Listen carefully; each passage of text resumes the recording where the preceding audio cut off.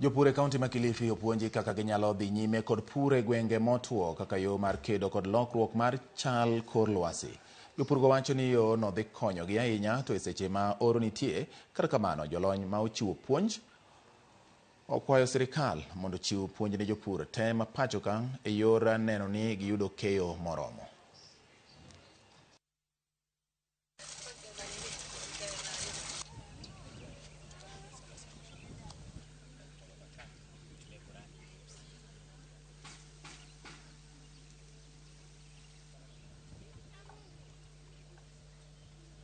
Today we had a farmers forum whereby we brought together farmers from coastal region, especially in the Kilifi county, to be able to push for us just to educate them more on the seedlings and also the importance of using our pumps, especially now during these harsh climate times. Through the training, we have realized there's a gap that the national government need to adopt to intensify training of the farmers with the shift of the climate change, to intensify the training of the farmers on the adoption of the smart irrigation solution. Those are the adoption of the drip systems. So even if we are going to have less rainfalls, we are going to meet the target of surplus production of the food in the country. Leo tuko hapa Malindi ambapo tulikuwa na training ya wakulima ambao it's about promoting the use of clean energy.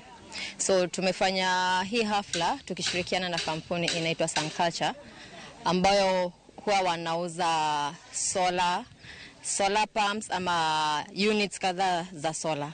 So as mazao na afya tunahimiza wakulima to embrace the clean energy because sun is God given.